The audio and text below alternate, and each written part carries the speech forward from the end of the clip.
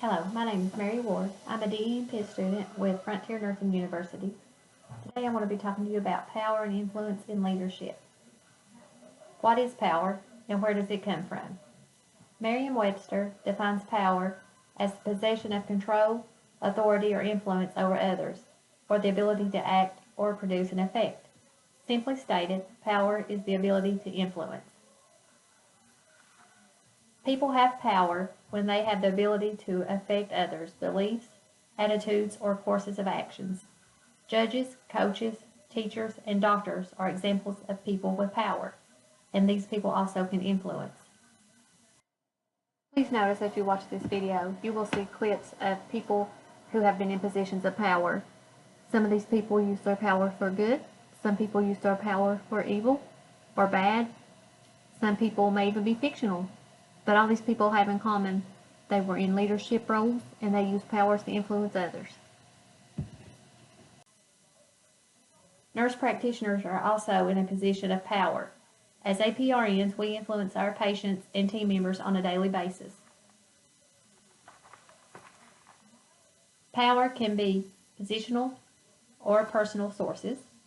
Personal sources of power are referent, expert, or information power.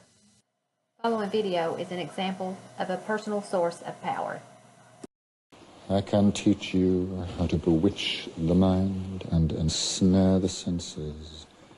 I can tell you how to bottle fame, brew glory, and even put a stopper in death. Referent power is gained when followers identify and develop likings for the leader. This is power given to a teacher who is adored by her students. Expert power is the follower's perception of the leader's competence, such as a tour guide who is knowledgeable about a foreign country. And information power is gained from possessing knowledge that others want or need. For instance, a boss who has information regarding the new criteria to decide employees' advancement. Personal power sources are legitimate, reward, and coerced power. Please watch the following video clip, which shows us an example of a positional power source. 3 acceptable haircuts: high and tight, crew cut, buzz cut. Are the scissors broken in your house, son? Legitimate power is associated with having status or formal job authority. This would be like a judge who administers sentencing in a courtroom. Reward power is having the capacity to provide rewards to others. A supervisor who gives a free lunch coupon to a hard-working employee is an example of reward power. Coerced power is having the capacity to penalize or punish others. An example of coerced power is a coach who benches a player for being late for practice. Power is the capacity to cause change. Influence is the degree of the actual change in attitudes, values, or beliefs or behaviors. Power is a strong force.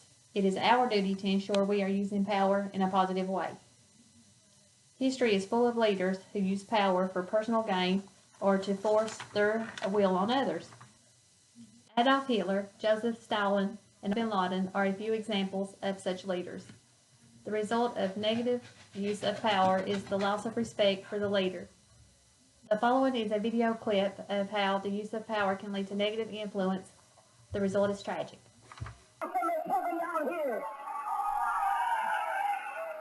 Only at first. Living, you're looking at death. It only looks. Living is much more difficult. Raising up every morning and not knowing what's going to be the night's bringing. It's much more difficult. It's much more difficult. Please, for God's sake, let's get off. It is imperative that leaders use power in a positive way to uplift and encourage followers. This trait is demonstrated in leaders such as Franklin Delano Roosevelt, Martin Luther King Jr., and Abraham Lincoln. In conclusion, we have seen power and influence used both negatively and positively throughout history. We can all be granted power by gaining wealth or a job title. But the ability to make positive change and influence comes from respect, and we must earn that. We cannot be given that. I am leaving you with a short video clip of how one man used his power to encourage and influence and entire nation in a positive way. Thank you. Which we bring to this endeavor will light our country and all who serve it. And the glow from that fire can truly light the world. And so, my fellow Americans, ask not what your country can do for you, ask what you can do for your country.